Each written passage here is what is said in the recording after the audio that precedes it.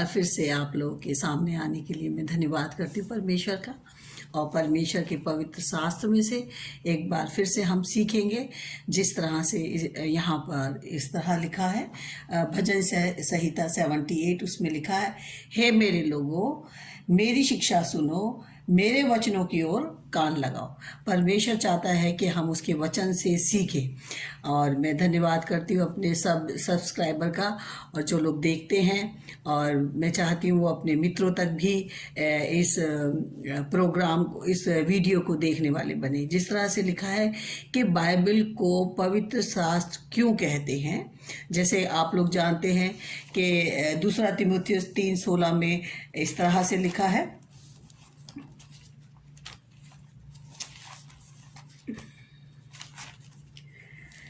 यहाँ पर लिखा है, संपूर्ण पवित्र शास्त्र परमेश्वर की प्रेरणा से रचा गया है और उपदेश और समझाने और सुधारने और धार्मिकता की शिक्षा के लिए लाभदायक है। यहाँ पर हम बाइबल की 3 सच्ची बातें क्यों हैं इसको हम देखेंगे। यहाँ पर 3 कारण हैं। पहला है कि व्यक्ति रियल थे, ये हिस्ट्री से प्रूफ है। दूसरा है जगह रियल थी, ये हिस्ट्री से प्रूफ है।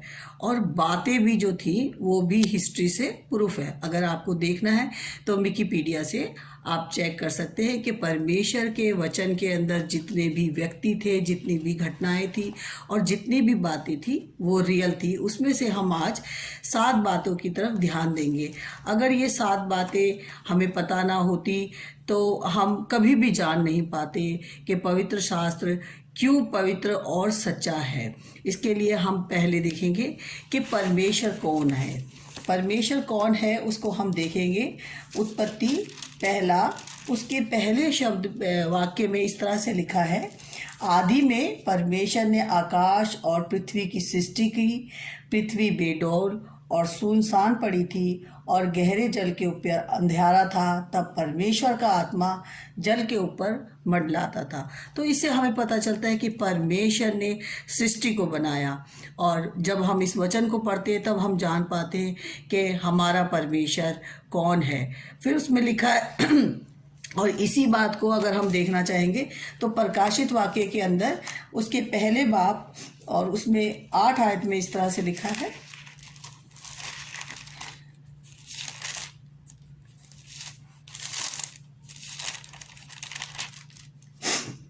उसके 8 आयत में इस तरह से लिखा है, प्रभु परमेश्वर जो है, जो था और जो आने वाला है, जो सर्वशक्तिमान है, ये कहता है, मैं ही अल्फा और ओमेगा हूँ। हम जब वचन को पढ़ते हैं तब हम जान पाते हैं कि सच में परमेश्वर जिसने सृष्टि को बनाया वो ही सच्चा परमेश्वर है।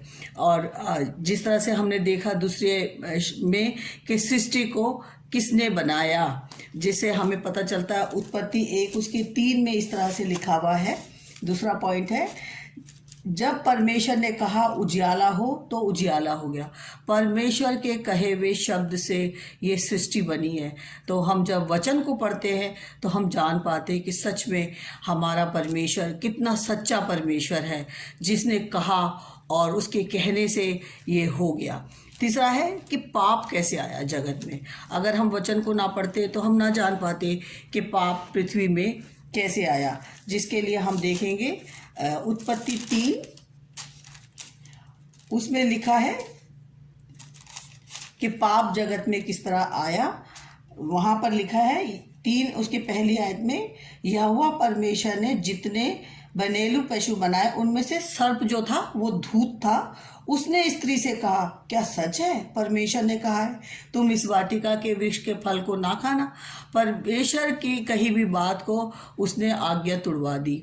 सर्प ने, शैतान ने स्त्री को कहकर और परमेश्वर की आज्ञा को तुड़वा दिया और उसने परमेश्वर की बात के ऊपर जो परमेश्वर ने उसे कहा था कि इस वृक्ष वाटिका के सारे वृक्ष खाना, लेकिन एक वृक्ष का फल ना खाना, और उसी को शैतान ने उसकी आज्ञा, परमेश्वर की आज्ञा तुड़वा कर क्या कहते हैं, हवा को पाप में फंसा दिया। और इस तरह से हमें पता चलता है कि पाप पृथ्वी पर कैसे आया।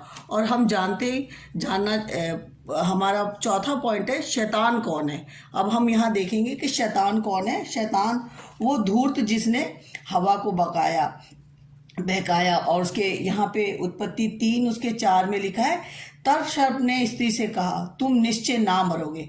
परमेश्वर ने कहा था इस फल को तुम खाओगे तो मर जाओगे, लेकिन सर्प ने क्या करा, उसको बहका दिया और उसे बोला कि अगर तुम इसका फल खाओगे तो ना मरोगे, वरन परमेश्वर आप जानता है जिस दिन तुम उसका फल खाओगे उसी दिन तुम्हारी आंखें खुल जाएगी। उसने परमेश्वर की आज्ञा का उल्लंघन करवाया और उसको बोला नहीं नहीं, अगर तुम इसका फल खाओगे तुम्हारी आंखें खुल जाएंगी, तुम ज्ञानवान हो जाओगे। यहाँ लिखा है, उसने कहा वरन परमेश्वर आप जानता है जिस दिन तुम उसका फल खाओगे उसी दिन तुम्हारी आंखें खुल जाएंगी और तुम भले और बुरे का ज्ञान पाकर परमेश्वर के तुल्य हो जाओगे। उसने हवा को बहका दिया और परमेश्वर की उस आज्ञा को जो परमेश्वर ने उसे मना किया था कि ना करना, और उसने उससे करवा दिया। इससे हमें पता चलता है कि पाप पृथ्वी पर कैसे आया। और शैतान कौन है, चौथा पॉइंट है, शैतान वही जिसने हवा को बहकाया। उत्पत्ति 3:1 में वो जो है बनेला पशु है, वो ऐसा धूर्त है और बनेला पशु है, जहाँ इस तरह से लिखा है, यहोवा परमेश्वर ने जितने बनेले पशु बनाए उनमें से सबसे ज़्यादा कौन धूर्त है, सर्प धूर्त है, शैतान जिसने हवा को बहका दिया। अब हम यहाँ देखते कि परमेश्वर की योजना को अगर हम वचन ना पढ़ते तो हम नहीं जान पाते कि परमेश्वर की योजना मनुष्य के लिए क्या है। जो परमेश्वर ने आदम और हवा को बनाया था, जिसने मुझे और आपको बनाया, हम जब तक हम वचन नहीं पढ़ेंगे तब तक हम नहीं जान पाते कि परमेश्वर की योजना क्या है। और परमेश्वर की योजना को हम देखेंगे, उत्पत्ति 3 उसके 5 में लिखा है, और मैं तेरे और इस स्त्री के बीच में और तेरे वंश और इसके वंश के बीच में बैर उत्पन्न करूंगा, वह तेरे सिर को कुचल डालेगा और तू उसकी एड़ी को डसेगा। ये परमेश्वर की योजना थी कि शैतान को किस तरह से नाश किया जाए। और उसने जिस तरह से पहला आदम फेल हो जाने के कारण उसने प्रभु यीशु मसीह को भेजा। ये वंश और ये कौन है बीज, ये प्रभु यीशु मसीह जो इस जगत में आए ताकि मनुष्य जाति जान सके कि परमेश्वर मनुष्य से कितना प्यार करते हैं। और जो लोग वचन को नहीं पढ़ रहे इस समय, वो जाने कि सच में वचन जो है, सत्य वचन बाइबल, जो कि हमें परमेश्वर और मनुष्य का मेल कराने के लिए प्रभु यीशु मसीह आए, ताकि हम जान सकें कि परमेश्वर मनुष्य से कितना प्यार करते हैं। और उसके बाद हम छठा पॉइंट देखेंगे, स्वर्ग और नरक क्या है। अगर हम बाइबल ना पढ़ पाते, अगर हम बाइबल को नहीं पढ़ते और नहीं चेक करते तो हम नहीं जानते कि स्वर्ग और नरक कैसा है। और इसका दृष्टांत परमेश्वर के वचन में हमें इस तरह से मिलता है। एक कहानी के द्वारा भी एक दृष्टांत हमें परमेश्वर ने दिया है अपने वचन के अंदर, जिसको हम पढ़ते नए नियम में लूका 16। यहाँ पर एक धनवान और एक लाजर मनुष्य की कहानी है, जिससे दिखाया गया है कि एक धनवान मनुष्य जो कि इस पृथ्वी पर सुख विलास में रहता था, वो नहीं जानता था कि इस पृथ्वी की ज़िंदगी जितनी भी मेरे पास धन दौलत है उसमें मैं ऐश करूं, और वो परमेश्वर से बहुत दूर था। लेकिन एक लाजर गरीब उसी की देवड़ी पे पड़ा रहता था। वो हमेशा आसमान की तरफ आंख लगाकर कहता था, ए पिता मेरे गुनाहों को माफ़ कर दे। और वो उसके घर के आगे, धनवान के घर के आगे रहता था, ताकि जो भी चूर चार उसके घर से उसे मिले तो वो अपना पेट भर जाए। लेकिन जब वो लाजर मरा तो मरने के बाद सीधा स्वर्ग में गया और इब्राहिम की गोद में। यहाँ पर हमें इस तरह से लिखता है, पता चलता है कि ऐसा हुआ, वह कंगाल मर गया और स्वर्गदूतों ने उसे लेकर इब्राहिम की गोद में बचाया। वह धनवान मरा और गाड़ा गया। मतलब पहले लाजर मर गया, और स्वर्गदूतों ने उसे क्या किया, इब्राहिम की गोद में पहुंचाया। यहाँ पर हम लूका 16 और उसकी 22 आयत पढ़ रहे थे। आगे धनवान के बारे में लिखा है, और अधोलोक में उसने पीड़ा में पड़े हुए अपनी आंखें उठाई और दूर से इब्राहिम की गोद में लाजर को देखा। मतलब उसको दिखाई दे रहा था, लाजर दिखाई दे रहा था कि वो इब्राहिम की गोद में है।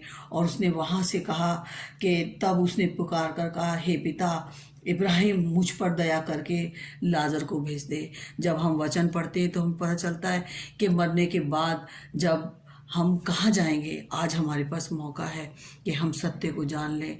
वचन हमें सिखाता है, बताता है कि तब इब्राहिम ने कहा, हे पुत्र स्मरण कर। उसको उसके पास याददाश्त थी। ऐसा नहीं था कि उसके पास याददाश्त नहीं थी, उसके पास याददाश्त थी।